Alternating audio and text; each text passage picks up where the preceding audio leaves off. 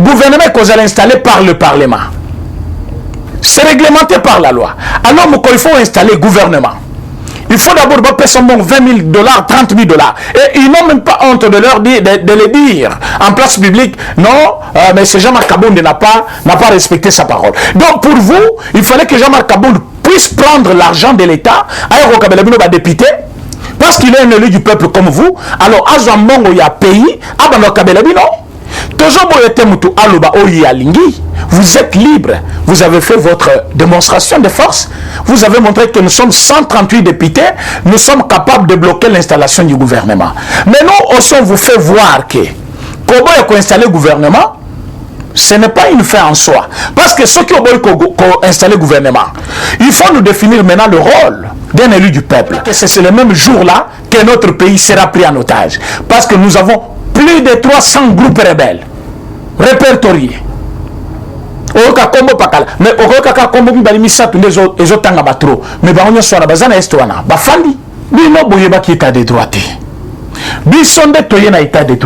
il faut poser la biso to expliquer bino état de droit examine état de droit examine tozo na télévision te tango ya zobina bina wana na ese bato bazo kufadete bande konyonso obazali kolanda biso na ngonga oyo tozali na esengo ebele ya ko présenter bino émission Le Peuple d'abord. Émission Le Peuple d'abord, c'est une émission bon médecin à Kolanda na bante na bino ya Rimer de Kinshasa. Moko ba émission ya kakoye bisabino actualité ya mboka na biso, banjem politique et puis réalité politique ya mboka na biso. Les autres ont le sujet to bandaki depuis vendredi, samedi bien sûr. Sujet Itali, installation et gouvernement. Je viens rappeler ici que le chef de l'État président de la République, Akutanaki n'a pas député Nyonso, où il y a union sacrée, c'était question de leur faire voir importance et rôle il y a un député dans un pays. Et ça tombe bien, ce sont des choses que j'ai toujours dit aux députés, que député Azali élu du peuple. Un élu du peuple, c'est un représentant de ce peuple-là. Pona kiote po ke kuna ozambongo tchana poche, et pona kio po le belaka bango, makambo bango bazango besoin pour que l'État assale la bango. Alors comme tu es l'intermédiaire entre ce peuple et l'État, voilà pourquoi il faut bafuta yo. Peso mukumba monene ya ko voter lisusu ba loi. Suki wana te peso ndingisa ya ko contrôler loi wana. Suki wana te lobby, soki pe mutu asaleli loi wana biente okoki ko interpeller ye si les membres du gouvernement. Alors député ba pesi mikumba oyo nyonso azali moko ya bato bazali ko jouer un grand rôle pour l'avancement de la République. Voilà pourquoi on les appelle les honorables députés. On vous honore pourquoi? Parce que votre rôle est primordial.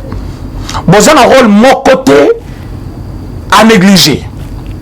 Mbokanyon se tambolaka na Mibeko. Alors que Mibeko est voté par 2 députés, contrôlé par 2 députés. Ce qui veut dire, vous méritez un respect. Mais Mouto Azali qu'on mérite respect. Ceux qui ont andimi respect batwazo pesaïté. À Komanan. Il se déshonore. Alors ceux qui Mouto se déshonoré yemoko. C'est-à-dire honneur recueilli au Tikalinani. Mais le chef de l'État n'a pas gardé sa langue dans la poche. Hier, Ayebisi Bango clair. Tu frappes la main sur la table. Ayebisi ba député, chacun doit faire son travail. Ce qui bino bolgi ko sale la mboka en tant que député, allez-y parce que c'est votre travail pour lequel on vous a élu. Mais ceux qui bolgi bozala na cumul de fonctions. Yo en même temps, aux un gouvernement, côté au suppléant, bien que ba valider mandat na ye, boyo kani na ye, 20% de oyakozwa, 80% achana caisse na yo. Comme ça qui n'a que le musala. Et la plupart ya ba suppléants na kokuta, moi si na yo, moi na yo. Et dans la République. Fachalobi na bango et dans la République. Vous avez déjà élu du peuple. Tikala élu. Tikape Moninga Mosusu, Asala comme ministre. C'est une façon de donner de l'emploi à deux personnes distinctes. Que Kopesa, Kaka même élu du peuple, entre-temps, Omnani Excellence ministre. Alors, Kuna, article suppléant, moi Nanaye a commis, Minenani député. Finalement, on va où? Aïe ko exhorter Bango. À l'objet pour l'honneur de notre pays, pour le respect de notre peuple, ne retardons pas les choses. Avançons. Fachayebi si bango so qui vont installer le gouvernement T. Boko reste ba chômeur ya vie. Boko zanga mandat na bino. Rôle ya député za kozala na kati ya gouvernement T. Oh, to se retrouver T. Vous voulez vous retrouver en tant que qui? Vous voulez vous retrouver pour aller où? Ozaki na nyongwe nani pour se retrouver? Odefisaki l'état nini pour se retrouver? Mais quand on élargit de pensée, on a compris que ce sont des pratiques. Oyo bande koya FCC o ba yena union sacrée ba mesana kinango. À chaque opération, il faut bapper ça hilar.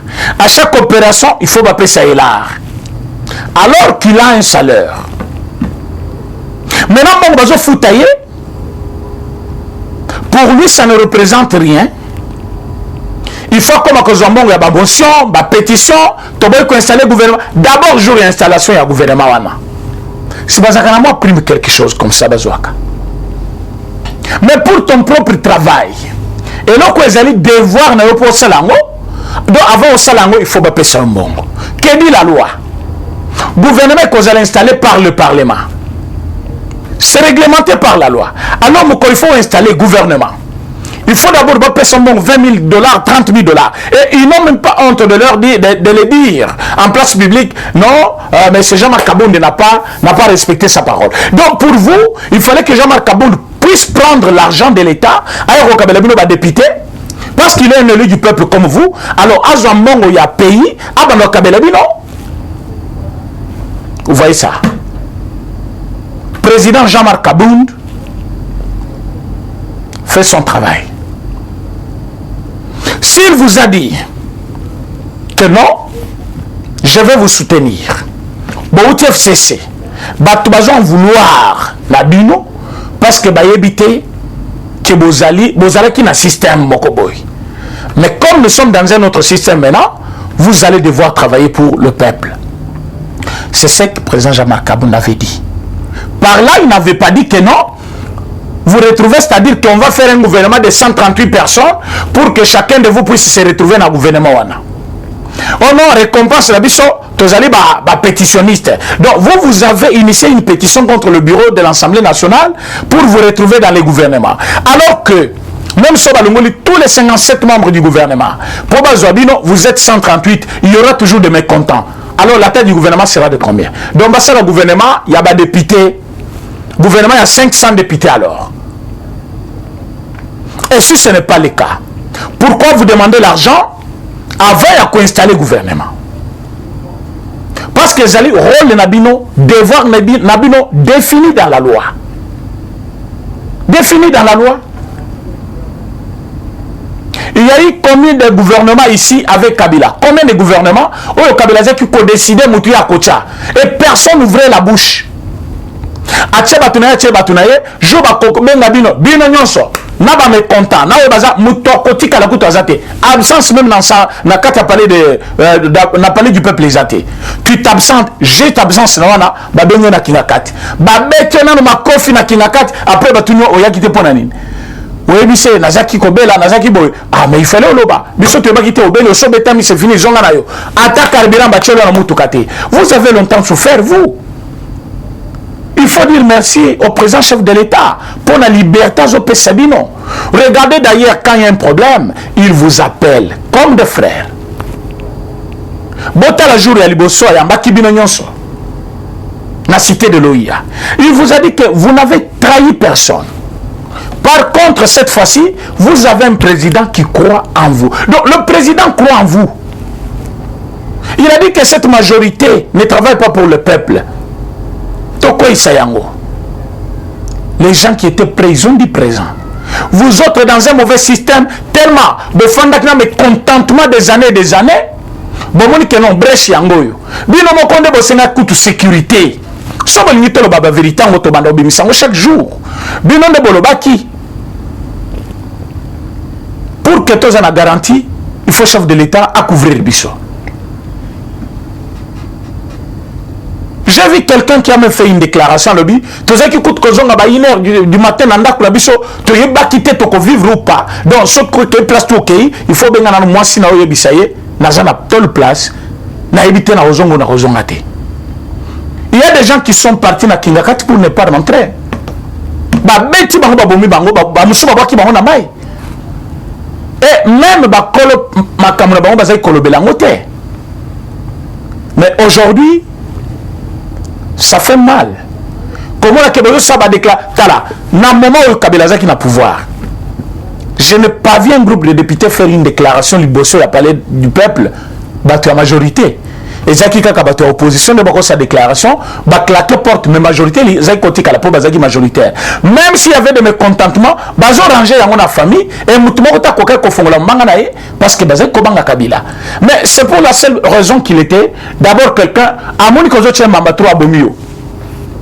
À Monikozo le Bamabé, il a trop à écarter yo. Mais par exemple, Félix vous a amené quand même la liberté. Quelqu'un peut s'exprimer. Vous êtes libre. Vous avez fait votre démonstration de force. Vous avez montré que nous sommes 138 députés. Nous sommes capables de bloquer l'installation du gouvernement. Mais nous aussi, on vous fait voir que comment il faut installer le gouvernement, ce n'est pas une fin en soi. Parce que ceux qui ont installé le gouvernement, il faut nous définir maintenant le rôle d'un élu du peuple. Parce qu'un élu du peuple, en dehors de voter la loi, il contrôle le gouvernement. Un élu du peuple installe le gouvernement. Alors que Bobo a installé le gouvernement, vous avez manqué à votre mission. Alors qu'il n'y a pas un gouvernement installé, il n'y a pas un gouvernement à contrôler. Il n'y aura pas un travail pour vous. Alors comme il n'y a pas un travail pour vous, donc il n'y a pas aussi l'objet de votre existence. Parce que dès lors que Bobo a installé le gouvernement, pas seulement tu as manqué à ta mission, mais tu as plongé le pays dans les chaos. Parce qu'un pays qui est censé fonctionner avec un gouvernement, maintenant le gouvernement est alité. Le pays va fonctionner comment? Alors que pendant que le gouvernement est quitté, tout le monde montait et descendait avec les injures envers les chefs de l'État. Pourquoi Makambozo Oumela, Tolembi, Bolembi Nini, le gouvernement Bima. Le gouvernement Bimi, maintenant c'est les élus du peuple qui refusent d'installer le gouvernement. Bon, comme le peuple qui cause le gouvernement. Alors il y a les élus du peuple au bout qui installé le gouvernement. Alors le peuple a s'étonné contre nous. Il y a dit ça qui non, pas seulement beaucoup lungwa comme des chômeurs, mais beaucoup de gens dans Congo té, beaucoup de conseillers à Kokende. Beaucoup de conseillers à Kokende parce que le peuple a joué le gouvernement. Le peuple a joué les remises et reprises à Bandamusala. Gouvernement Bandamusala. Le peuple a joué là, maïna courant, Banamba ko travailler, ban ministre Obaye. La vraie vision du chef de l'État sera imprimée avec ce gouvernement Samalo Kondé. La vision du chef de l'État, Fatih Beton, est causala maintenant à l'œuvre avec le gouvernement Jean-Michel Samalo Kondé. Alors pour arriver à un résultat, il y a un gouvernement, il faut d'abord le gouvernement installé. Alors que vous refusez à installer le gouvernement. Alors, quand vous avez installé le gouvernement, vous manquez votre mission et de deux existence nabino et qu'on en a tina nangote. Parce que vous allez voter des lois pour en faire quoi?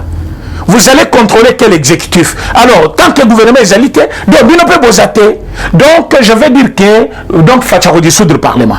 Parfois, Zaki Kolandanga, au fond de Kino Kanisi, je suis bien avec toi, non, mais c'est le député. Ça, je suis en train de dire que plus beaucoup installer le gouvernement, plus nous peut beaucoup zalater.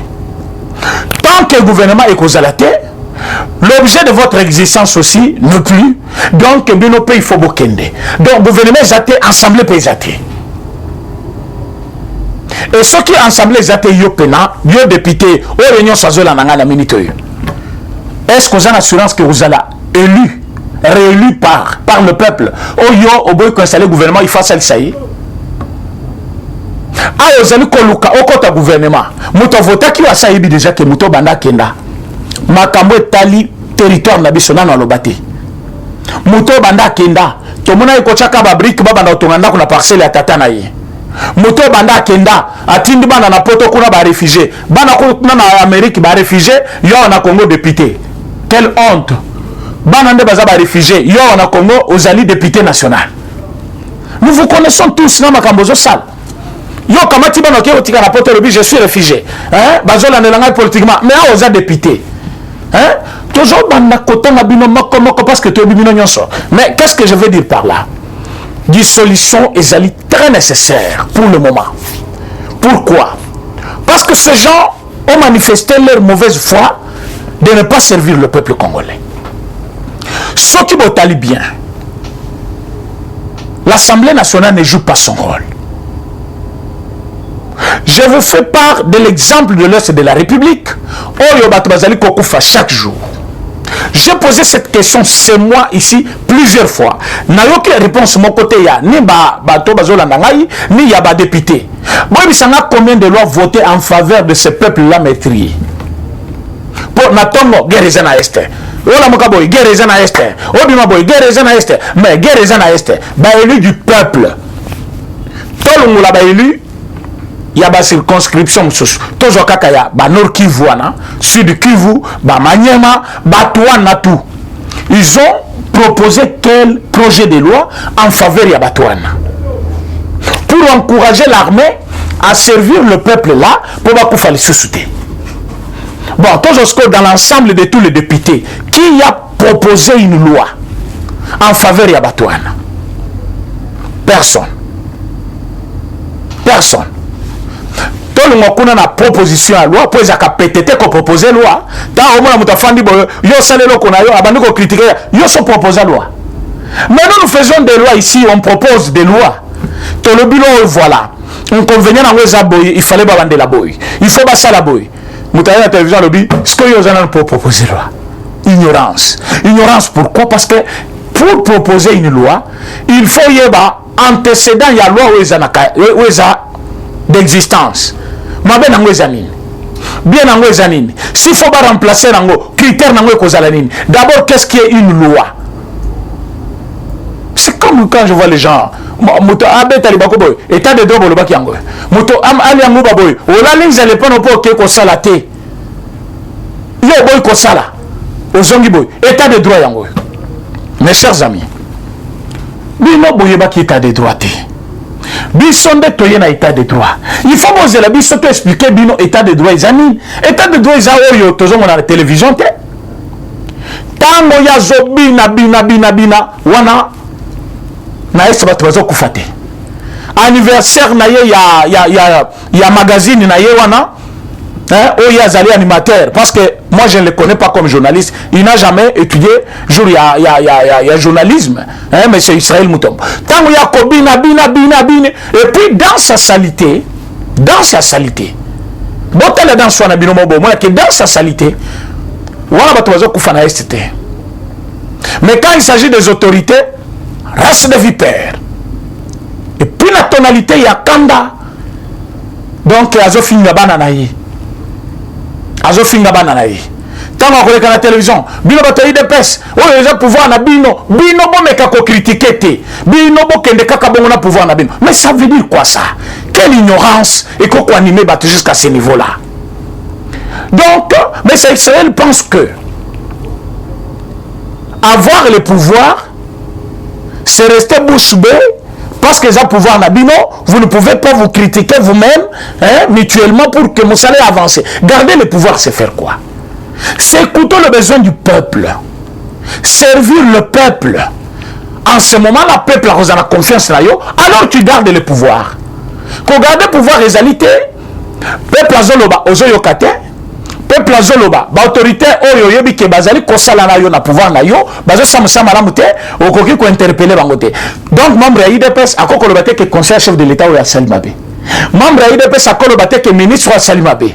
Non, yo zam te IDPS kolobate, mais finalement, ça c'est faux. On ne peut pas dire ça aux gens. On ne peut pas dire ça aux gens. Liberté, yo zanango moninga pa zanango.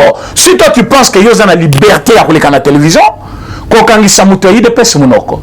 Mais yaba ke muto ya IDPS ape azana même liberté ya koleka pe kokangisa yo munoko. So yo za congolais, muto ya IDPS za congolais. So yo zana média ole kaka, muto ya IDPS za média musupe ale kaka. Ceux qui ont droit à critiquer, lui aussi en a le même pouvoir. Hein, mes chers amis. Alors, le député que nous avons, ils ont oublié l'essentiel. Alors, Fatih les a rappelés. Il leur a rappelé leur rôle, fondement et existence na bango. On est député parce qu'on veut gagner des postes ou on est député parce qu'on veut servir le peuple? La réponse est claire. On est un élu du peuple. Donc on est au service du peuple. On doit servir les peuples. C'est clair. Mais que font nos amis? Abandina no bisala salana yete atamboli partout. 2 ans yango yobazo fetango na Isaïe Mouton. 2 ans, il y a un magazine. Donc pendant qu'il peut se battre dans la rue, dans Zela, pour l'étaler là, il y a Koloba Biloba, Loba, Kobina Bibina Bina. Il y a quoi que un magazine où il y a un lelo émission wana hein soki bosolo soki nini na politique wana ozo émission wana pena na moment ya Kabila ocha yango osali pe ina ne libanda ya mboka oyo okotina no boloko te obandi kofinga bato na télévision olobi oza pe kimia bakangi na nuté. Ce n'est pas normal. Ce n'est pas normal.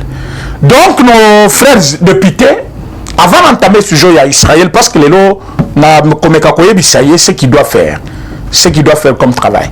Mais avant d'aller dans le sujet, nous avons député pour leur dire que vous êtes prévenus par les chefs de l'État et par le peuple congolais. Chef de l'État a rappelé Bino mission à Bino, et le peuple congolais a tiré Bino en garde à lobby. Ceux qui boboy installé instrument de travail pour servir le pays, bisopena bino boyo kane katani. Donc le jeudi, ezali gouvernement ya peuple, comme gouvernement ya peuple à cause à les représenter et peuple à cause à l'hémicycle. Donc le jeudi, bande konyoso bazolanda ngai, habitants ya Kinshasa ou pas, vous avez la possibilité de rejoindre la province. Yaka. Parler du peuple et Kotonda, Tokozala et Belé pour installer le gouvernement Nabiso, gouvernement ya union sacrée, gouvernement ya vision, ya chef de l'État. Bino nyon sobolinga ka chef de l'État. Bino ba union sobo sepelaka na musala chef de l'État zo sala. Bino ba union sobo zone di mana vision ya chef de l'État. Venez nombreux le jeudi. Sauf changement. Sauf changement, je passerai par la même chaîne pour vous les communiquer. Mais, sauf changement, le jeudi, parce qu'il y a 2 dates, entre jeudi et samedi, on va choisir une date. Mais c'est cette semaine. Tokopé Sabino Datouana. Venez nombreux, na kata palais du peuple. Pour installer le gouvernement à Bissau. Gouvernement, il y a union sacrée. Gouvernement, il y a vision, il y a le peuple d'abord. Gouvernement où il répondre à des défis sécuritaires. Où il y a insécurité fait si là. Gouvernement de Kosisayang. Avec ce gouvernement, il faut rayonner économie Nabiso, finance Nabiso. Avec Nicolas Kazed na finance, j'ai confiance. Je vous dis, Boya et Belé, bon soutenir le chef de l'État. Vous allez belé na katia Assemblée nationale. Pour soutenir le président Bosso, président Jean-Marc Kaboun, les élus du peuple, ils seront là. Les élus du peuple sont nombreux. On le base le bana qui va au FCC. Et bon, Amina Taoutawapi. Amina Taoutawapi. Amina Taouti FCC. Azan gouvernement. Azan gouvernement. Julien Palouka Outiwapi. Julien Palouka Azan gouvernement. Nisembo Saoutiwapi. Lycée Moussaza le gouvernement. Jean-Pierre Liawa Outi Wapi. Outi na FCCT. Donc vous voulez. Là j'ai cité 4, mais c'est plus. Et vous voulez que vous à combien? 30 parce que vous avez FCC. Bon, vous avez FCC nanine. Dans le moment où Kabila Zaki na pouvoir, parce qu'il y en a parmi les députés, les députés dans le mandat passé. Et bien ça là, 12 ans. Mandat moko ya 5 ans, mais il y a 11 ans, 12 ans. Allez, il y a pays sans être élu. Mandat Mobimba. Et vous vous moquez de qui? De ces jeunes frères qui souffrent. Mais ils ont des diplômes à la maison. Plus compétents même que les autres qui sont là-bas à l'hémicycle. Il y a des ingénieurs ici. Ils peuvent vous fabriquer n'importe quelle machine. Il y a des juristes ici. Quand ils vous parlent de notre code pénal, c'est comme si à Botemanango. Mais ils sont dehors. Mais il y a des gens là-bas. Parce qu'à Zoaki moyen, il y a Mouyibi et pas à Kabila.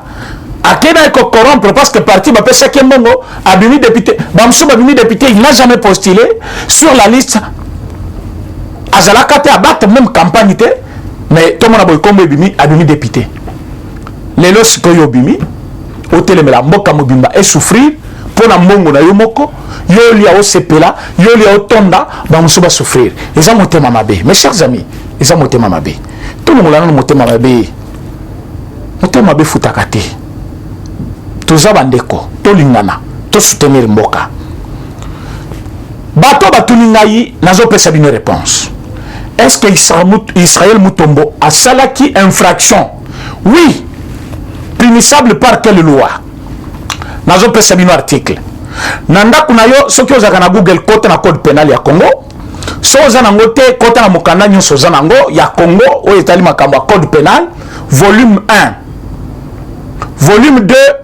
Et un article phare na biso eza article 145 où ils ont punir ba détournement wana na tome 2 article na mesana kotanga mingi article 145 mais le lopo na makambo etali Israël Mutombo kota na article 78 article 76 les deux articles et ko éclairer yo sur base d'infraction monsieur Israël Mutombo Salaki. Infraction examine, je répète ça. Monsieur Israël Mutombo, na audio na ye, vidéo na ye, ou circulé batutu batangi, vous allez voir, place une infraction, ils allaient basée, et ils allaient citer na kati article 1. Article 78 wana ya code pénal, tome 1, ya Congo le Biboyi, sera poursuivi de trahison. Oyo nyonso, à co-démoraliser pendant la guerre les soldats de l'armée nationale. Et nyonso à co-décourager population congolaise pendant la guerre à cause de la puni des trahisons, pas haute trahison mais des trahisons. Donc à un être complice, tout celui qui va démoraliser. Alors que Israël Mutombo démoralise l'armée, il démoralise le peuple congolais ou la population. Qu'est-ce qu'il dit? Alors, un soldat au front, $20. Alors que ce n'est pas ça. Donc, son souci, c'est que les soldats vont combattre. Or, une seule journée, soit armée n'a que non. Comme on fait pourtant au front, Totiki Nabiso, que c'est le même jour-là que notre pays sera pris en otage. Parce que nous avons plus de 300 groupes rebelles répertoriés. Mais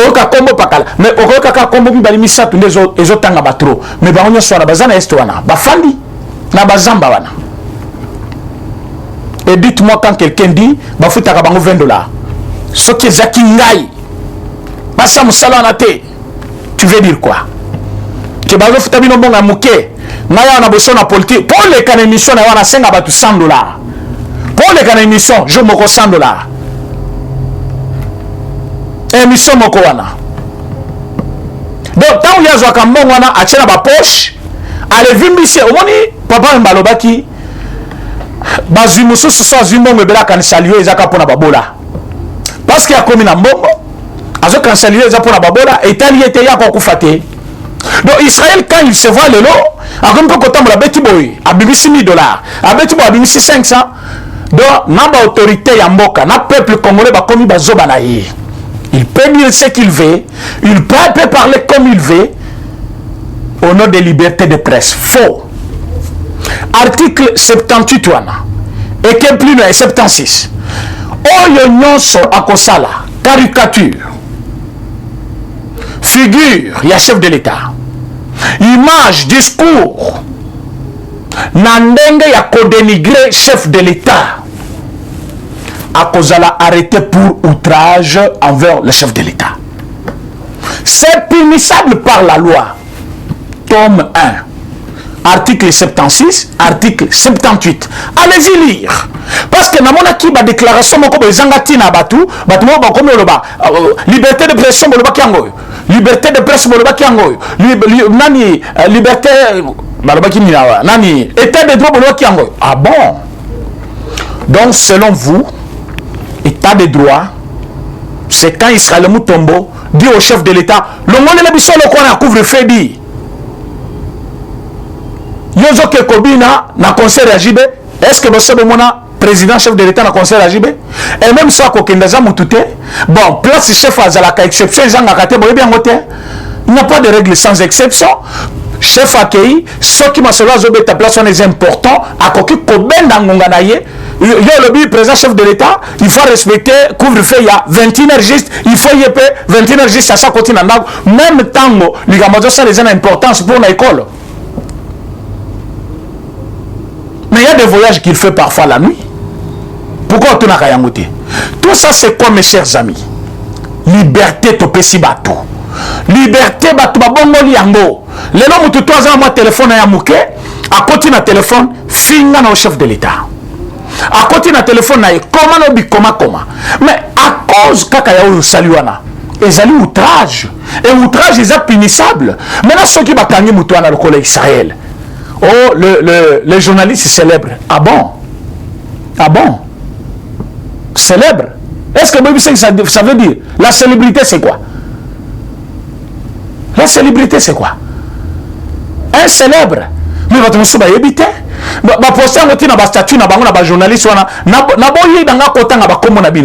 vous ne savez pas ce que vous faites. Vous êtes gentil. Et que yo au lieu d'utiliser gentillesse naie à mal à comme à plus méchant. Imaginez-vous mutozen a personne confiance totalement. Jour à découvrir que au yibillet au comme ennemi giré. Parce qu'il va dire ah donc la confiance ne sera pas ce qui est trop yibi combien. Mais le chef de l'État va découvrir que liberté ya yango ba congolais balinga ngote. Surtout presse. Hein? Presse pena balekisi. Yo fana na télévision na yo. Zoka exemple, il y a 4 chaînes alignées par émission politique à la longueur des journées aux un résultat par rapport à médisance nabango contre le chef de l'État. Et vous allez tirer des conclusions. Et ça s'est fait comme ça. Service ANR bakangate, service de sécurité nationale bakangate, soit interpellé liberté pour le donc liberté bon, bon pour se bissoter. Hein. Banda kokoma ndenge tozaki na mtan tozo bulisa pena régime Kabila poto ko banda lisu kotomboka ba émission ya kotomboka ya ofingi bafingi wala to yakoma lokola bashadari ce qui n'est pas normal. Ce qui n'est pas normal. Pour ce to banda otono liberté on ko nda yaka nango. Pour liberté muto yaka nango septième secret du muto yaka koyebisa mobutu ke ozali citoyen comme moi. Tu as droit à ça la parti politique moi aussi. Mais c'est le père de président chef de l'État. Yende mutayaka nango a lobby photo ça la démocratie na boko a créé parti à opposition pendant une dictature. Il y a au niveau avec qui avec Mobutu Motozaki au lobby na tongo na poko babomio a créé parti politique a ti kalipé célèbre na kati ya parti wana a garder pena ba valeur na etu ti akufi nango yo kansi mwana ne wana tangwaye na liberté wana pesibino na démocratie wana pesibino do apeson zelo banda ko finga ko banda télévision on dirait que le bela mwana na yo hein monsieur Israël. Donc tu as intérêt. Je pense que ba peson ezao ba benga ka premier soin. Donc vous allez prévenir. Vous allez prévenir pourquoi? Parce que télévision est matisaka, télévision peut kitisaka. Ceux qui ont la télévision, au Kanisi, ont gagné, Namboko, il y a eu des gens, au Baloba, la télévision, Kolekayo. Ils ont succès, le Kola, Zakari Bababas. La télévision. Na makambo pena télévision ya Koloba. Ils ont succès, le Kola, Zakari Bababas. Est-ce qu'il est là encore? La télévision. Il fait déjà autre chose. Il y a un temps pour tout. Au gros, quand la monnaie ne me pas qui te savait à la minute. Donc, la minute, tu es prévenu. Salam salanayo. Zobouk, il y a des ontologies communicationnelles au Tanga. Oyeba, qu'est-ce qu'un journaliste doit dire à la télévision? Qu'est-ce qu'il ne peut pas dire? Et pourquoi on a interdit qu'il ne puisse pas le dire? Et ça allait pour être complicité. Mais parfois, et koki kozala, quelles sont RT sensibilité ya batumusus. So mutakufi bako zo peut imaginer mutakufi. Mais pourquoi on interdit que bala tselongia mutakufi na caméra? Est-ce que c'est mauvais? Pourquoi bazo boye collection? So ki muto bazo kataye na mdam. Bazo boye collection ma joie na télévision. C'est parce qu'on est complice en mutwana. Parfois que mutusu sur attention zawana, so minima joie à katani. Donc tout ce qui est interdit, c'est pas dans le mauvais sens. Ce n'est pas parce que les journalistes se sentent dans un complice pour ceux qui n'ont l'obité. Il y a aussi de bonnes façons et de bonnes manières de dire aux gens. Moi-même qui te parle, j'ai dit plusieurs fois ici que il faut revoir Moussa Nabango plusieurs fois. Mais je n'ai jamais découragé Bato Bazana Front. Je n'ai jamais découragé. Donc, salam salanayo. Et toi et le député Bassam Moussa Nabango, chacun fasse son travail. Bisopo ya biso yangoyo, tu es quoi avertir. Donc tu es prévenu. Salam Salano normal, tout comme le député Bassam Moussa normal, comme nous aussi nous faisons le nôtre, il y a qu'à communiquer pour que le peuple congolais yoka. Soki mutu a tchetembe na peuple abikagati. Peuple a c'est le gouvernement. Bino mo ko installer le gouvernement, boko zala. Hein? À bras de fer, on a peuple. Alors, peuple a gagné bino toujours. Il y a un autre sengi bino, vous avez député, vous avez la preuve de la maturité na bino, vous avez le parlement, vous avez installé le gouvernement, vous avez déjà ça déjà Congolais kanda mikolo nyonso so ba kango tene bisabino ke mongo bino ba député bozo ke pesa ka ba Congolais kanda. Moi j'allais demander au président chef de l'État au revoir même salaire en Goulissus ba revoir salaire dans l'Assemblée nationale ba kitsana salaire ya ba député wana comme bango bazo kanisa qu'ils sont les seuls oyo ba koki ko profiter na bozu ya mboka oyo ko kitsana bango salaire jusqu'à $1000 même $1000 même $700. Chaque député a touché $700. Bon, on est qu'on servi dans ma camoussus. Donc, vraiment, Zambaza Nabino, Bossa Moussala Malamou, mais il faut pas revoir salaire Nabino. Tokutani Lobby dans un autre numéro. Merci. Eshima, votre magazine qui bat au rythme de l'actualité. Une réponse à vos besoins en information, un éclairage dans divers domaines. Impartial, documenté, instructif. Eshima au cœur de l'info. Retrouvez la nouvelle édition. Exclusivité. Estache Mouandi, ministre d'État, ministre des Ressources hydrauliques, relève le défi de la libéralisation du secteur de l'électricité. Des actions concrètes. Cap sur la libéralisation de l'électricité. Installation des mandataires ARE et ANSER. Fonds Mwinda, qui permettra de fournir de l'énergie électrique propre à 15 millions des Congolais. Signature contrat B-Box. Plusieurs protocoles d'accord signés dans le cadre de la mise en application de la loi sur l'électricité. Les avancées enregistrées dans les secteurs des ressources hydrauliques et électricité grâce à la vision du ministre d'État Estache Mouandi représentent un acquis indispensable qui balise le chemin vers l'effectivité de l'amélioration du taux de desserte en eau potable et en électricité. Focus. Payer l'impôt est un devoir civique. Le directeur général de la DGI, Barnabé Mwakadi, sensibilise les assujettis. Dossier Eshima, les épidémies les plus dévastatrices de l'histoire.